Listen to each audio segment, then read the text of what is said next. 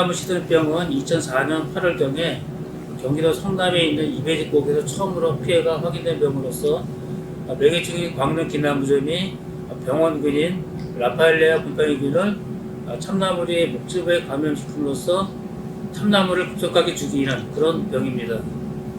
피해 수종으로는 신갈, 갈참, 졸참, 서나무 등 거의 모든 참나무류에서 피해가 확인되고 있습니다.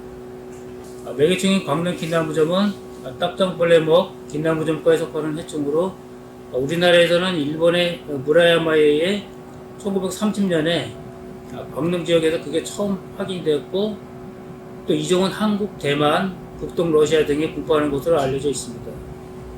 일본에서는 좀 다른 종이 있는데 플라티푸스 퍼시보루스라는 종으로 참나무 시드름병을 매개하는 다른 매개충으로 알려져 있습니다. 광릉 긴나무점의 체장은 암컷이 약간 큰데 암컷이 4.4mm, 수컷이 4.2mm 정도이고, 특이한 것은 암컷 성충의 등에 5개에서 11개 정도의 균낭이 있다는 것입니다. 이 균낭은 암브로시아균을 운반하여 목질부 내에 감염시키는 역할을 하는 것으로 알려져 있습니다. 매개충의 생활사는 성충이 5월에서 10월까지 갱태에서 탈출하게 되는데, 이때 기주에 침입공을 만들고 그 안에 산란을 하게 됩니다. 산란된 알은 부화하고 오령의 유충기를 거치면서 갱도 안에서 일렬로 유충과 성충이 갱도를 뚫고 과해를 하며 그 안에서 월동을 하게 됩니다. 월동을 끝낸 유충은 갱도 내 용실에서 번데기를 형성하고 5월부터 구성충은 탈출하여 죽게 되고, 새로운 신성충은 다시 새로운 기주를 공격하게 됩니다. 다음 병원균에 대해서 설명드리겠습니다. 병원균인 라파엘레아균은 일본에서는 라파엘레아 펄시보라라는 종으로 2002년도에 신종으로 보고되었고, 우리나라에서는 2009년도에 김해의에서 라파엘레아 펄쿠스 몽고리케라는 종으로 신종으로 보고되었습니다. 이 병원균은 암브로시아균으로 목질부를 감염시키고 매개충의 주먹이가 되어서 매개충과 중요한 공생관계를 맺고 있습니다. 다음은 교미행동에 대해서 설명드리겠습니다. 교미행동으로는 수컷이 우선 갱도를 뚫고 집합 페로몬을 발산하여 암컷을 유인합니다. 암컷은 갱도로 접근하여 갱도 내부를 탐색한 후에 갱도가 자기가 생활하기에 적당한지 판단되면 갱도 입구에서 암수가 교미를 한 후에 암컷, 수컷의 순으로 갱도로 다시 들어가서 산란을 하고 침입을 계속하게 됩니다. 유충은 다음 유충에게 양분을 전달하고, 성충은 유충의 배설물과 목설을 밖으로 배출해서 갱도 내의 유출을 보호하는 역할을 하게 됩니다.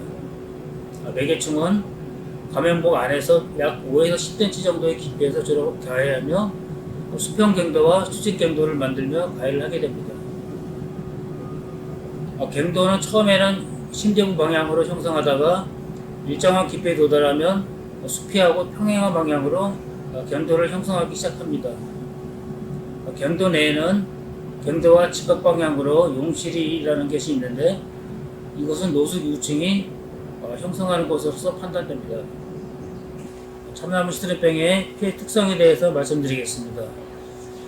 우선적으로 외부 피해 증상으로는 7월 말경에 참나무 임지에 고대된 참나무를 발견할 수 있고, 고대된 참나무 지제 부위에는 매개충의 침입공이 다소 분포하고, 침입공 입구에는 목솔이 대령처럼 붙어있는 것이 특징입니다.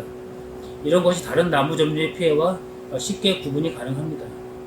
또한 뿌리와 접한 땅가 부위에는 배설물인 목솔이 가로의 모양을 많이 떨어져 있는 것이 특징입니다. 그리고 고대된 나무는 낙엽이 지지 않기 때문에 겨울철에도 낙엽이 떨어지지 않고 붙어있는 것을 볼 수 있습니다. 내부 증상으로는 보사목의 피해 부위를 잘라보면 변제부에 매개충이 침입한 갱도를 따라서 불규칙한 암갈색의 변색부가 형성되어 있는 걸 볼 수 있는데, 이 변색부는 목질부에 감염된 병원균에 의한 것으로서 약간 알코올 냄새 같은 것이 나는 것이 특징입니다. 이러한 참나무 시드름병 감염목의 고사 원인으로는 병원균을 지닌 매개충이 건전목을 공격하고 변제 부위에 곰팡이를 감염시켜서 곰팡이가 침입 갱도를 따라 번식하면서 조직이 고사되고 그로 인해서 수분과 양분의 상승이 차단됨으로써 빠르게 시들고 고사하게 되는 것입니다. 다음 참나무 시드름병의 진단 및 예찰에 대해서 설명드리겠습니다. 참나무 시드름병의 피해도는 피해 건수하고 천공수에 의해서 구분되는데 피해율이 20% 미만은 경, 20에서 50% 미만은 중, 50% 이상은 심으로 구분됩니다. 이러한 참나무 시드병의 예찰 요령은 전년도에 피해가 발생한 지역을 중심으로 상시 예찰 활동을 강화하고 피해 발생 상황을 정확히 도면에 표시하고 감염목 주변을 정밀 조사 실시합니다.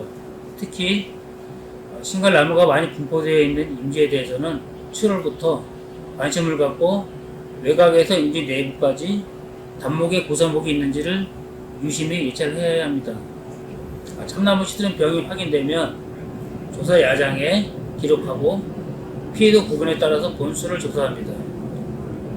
피해목은 고사 1m 이하에서 동서남북 사방위에 대해서 20 곱하기 2cm의 투명판을 대고 그 안에 존재하는 평균 첨벙수를 조사하고 첨벙수가 5개 미만한 경우로서 파랑 테이프를, 5개에서 35개 미만은 중으로서 노랑 테이프를, 또 35개 이상 되는 것은 심으로서 고사목과 함께 빨강 테이프로 이렇게 표시를 하면 되겠습니다. 다음은 방계 방법입니다. 참나무 시드름병의 방계 방법으로는 소구의 골라배기, 피해목 별채 흔중, 끈끈이 롤트랩 설치, 또 대량 포획 장치 설치, 이인목 설치, 또 지상약재 살포, 약재 줄기 분사법, 물리적 방계법 등 여러가지 방법이 있는데 그중 가장 많이 활용되고 있는 또 모든 피해목에 적용 가능한 끈끈이 롤트랩 설치 방법에 대해서 설명드리겠습니다.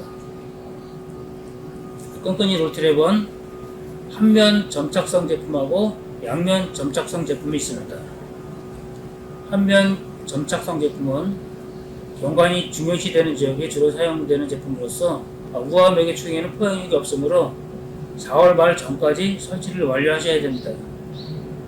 또 양면 점착성 제품은 매개충의 우아 최성기인 6월에 맞춰서 설치를 해주셔야 되고 회수 시기는 매개충의 우아가 끝난 10월부터 회수를 하시면 되겠습니다. 끈끈이 롤트랩 설치 방법은 매개충의 침입 흔적이 있는 높이까지 갈 때 최대 2m 높이까지 가능한 높이 설치를 하시고 또 아래 지제부 뿌리 부분은 끈끈이 롤트랩을 잘라서 설치하고 또 빗물이 스며들지 않도록 상단으로 돌아가면서 설치해 주셔야 됩니다. 고사목을 중심으로 20m 이내의 피해 우려목에 집중 설치를 하며 설치가 끝난 롤트랩에는 방제목 라벨을 부착하여 관리하시면 되겠습니다.